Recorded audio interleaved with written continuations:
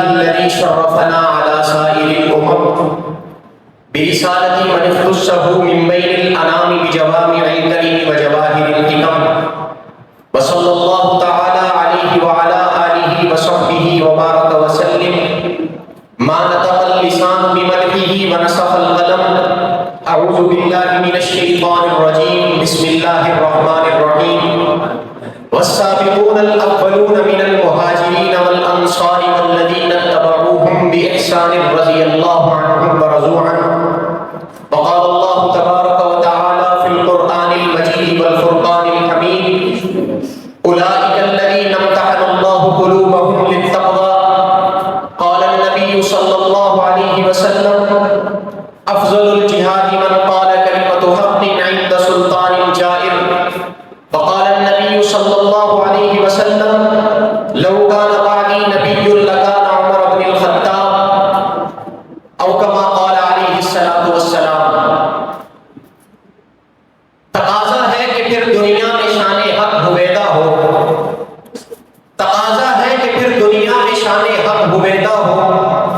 عرب کے ریگزاروں میں کوئی فاروق پیدا ہو، مساوات و عدالت کا زمانہ بھر میں چرچا ہو،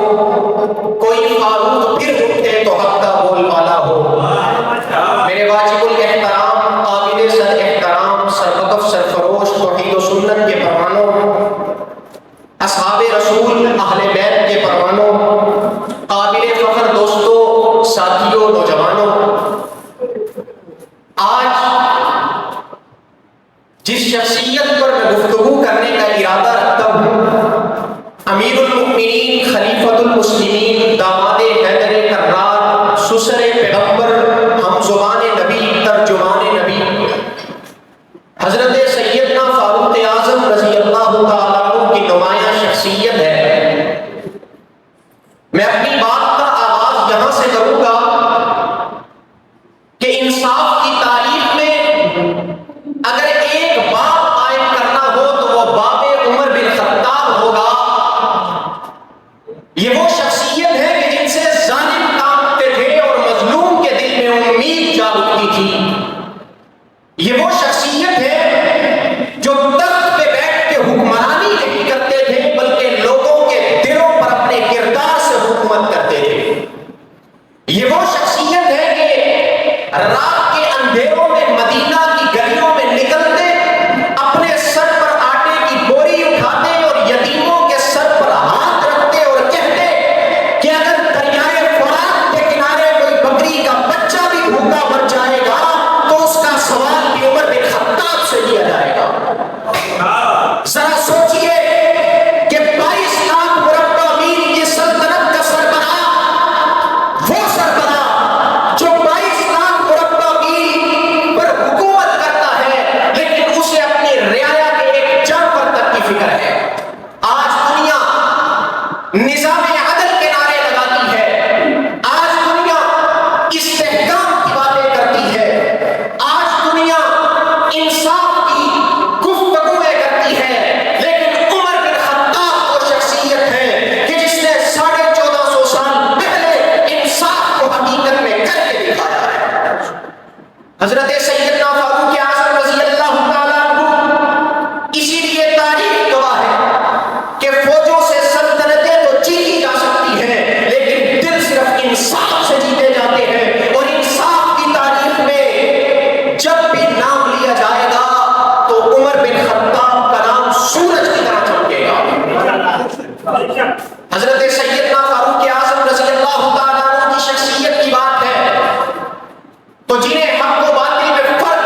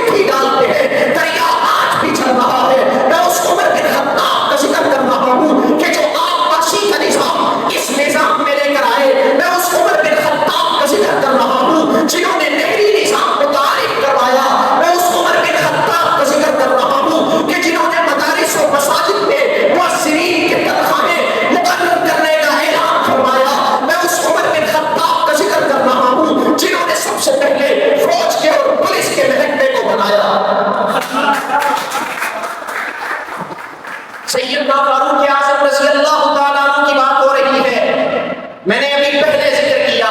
کہ وہ دعا کیا کرتے تھے، اللہم ارزقنی شہادۃ فی سبیلک واجعل موتی فی بلد رسولک، اور اللہ رب العزت نے ان کی یہ دعا قبول کی ہے۔ جب قیامت کے دن اللہ کے دربار میں بہت سے شہداء ہوں گے، کسی شہید کی شہادت کی گواہی رب کا قرآن دے گا، کسی کی گواہی میں سجدہ دشت و نگر بولیں گے، کسی شہید کی شہادت کی گواہی میں چوراہے بولیں گے، لیکن عمر بن خطاب وہ شخصیت ہے کہ جس کی شہادت کی گواہی میں مسجد نبوی کا ممبر بولے گا، مسجد نبوی کا محراب بولے گا۔ اسی لیے عمر بن خطاب کو شہید ممبر و محراب کہا جاتا ہے۔ سیدنا فاروق اعظم وہ شخصیت ہے، آج ہم جب فلسطین پہ ہوتا ہوا ظلم دیکھتے ہیں تو ہمیں حضرت عمر یاد آتے ہیں۔ آج ہم جب امت مسلمہ کی ماں بہنوں پر چلتی ہوئی گولیاں دیکھتے ہیں تو امت مسلمہ عمر بن خطاب کو یاد کرتی ہے۔ آج جب ہم ہسپتالوں میں ہوتی ہوئی بمباری دیکھتے ہیں تو عمر بن خطاب کو یاد کرتے ہیں۔ جب لیبیا اور کشمیر کے مظلوم مسلمانوں کے حالات دیکھتے ہیں تو ہمیں عمر بن خطاب یاد آتے ہیں۔ عمر بن خطاب یاد کیوں نہ آئے؟ کیونکہ وہ دلوں میں حکومت کرتے تھے، تخت پہ بیٹھ کے حکومت نہیں کرتے تھے۔ اس لیے میں یہی بات کرتا ہوں، کسی شاعر نے کہا تھا کہ مرد جلال مرد ہنر بھیجنا پڑا، مرد جلال مرد ہنر بھیجنا پڑا، سب سے بڑے نبی کی حفاظت کے واسطے فولاد سے بھی سخت بشر بھیجنا پڑا، اور جس دور میں پڑ رہا تھا جہادت کا زور، روئے زمین پہ رب کو عمر بھیجنا پڑا۔ میں یہی بات کرتا ہوں اور یہ عہد کرتا ہوں، ہم سب یہ عہد کرتے ہیں کہ جب تک ہمارے جسم میں جان ہے اور خون کا آخری قطرہ باقی ہے، ہم سیدنا فاروق اعظم رضی اللہ تعالیٰ عنہ کا ذکر بھی کرتے رہیں گے اور سیدنا عمر کے دشمنوں کی شانت میں پاؤں رکھ کے جیئیں گے، اور دنیا کو یہ پیغام دے دیں گے کہ شراب عشق نہیں بدلی پر جام بدلتے رہتے ہیں، حق کا علم لہراتا ہے پر ہاتھ بدلتے رہتے ہیں، حالات سے ڈر جانا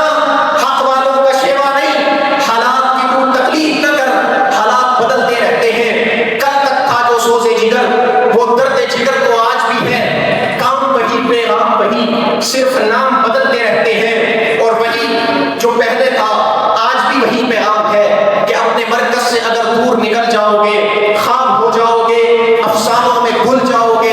اپنے پرچم کا رنگ بھلا مت دینا، سرخ شولوں سے جو کھیلو گے تو جل جاؤ گے، اپنی مٹی ہی پہ چلنے کا سلیقہ سیکھو، سب کے مرمر پہ چلو گے تو پھسل جاؤ گے، تیز قدموں سے چلو اور تصادم سے بچو، بھیڑ میں سست چلو گے تو کچل جاؤ گے، تم ہو زندہ و جاوید روایات کا ایک چراغ، تم کوئی شام کا سورج ہو جو ڈھل جاؤ گے، جو کام تھا وہ کام ہے وہ کام رہے گا، میں مر کے بھی زندہ ہوں ظالم، تیرے سر پہ یہی الزام رہے گا، فنا فی اللہ کی تہ میں بقا کا راز مضمر ہے، جسے مرنا نہیں آتا اسے جینا نہیں آتا۔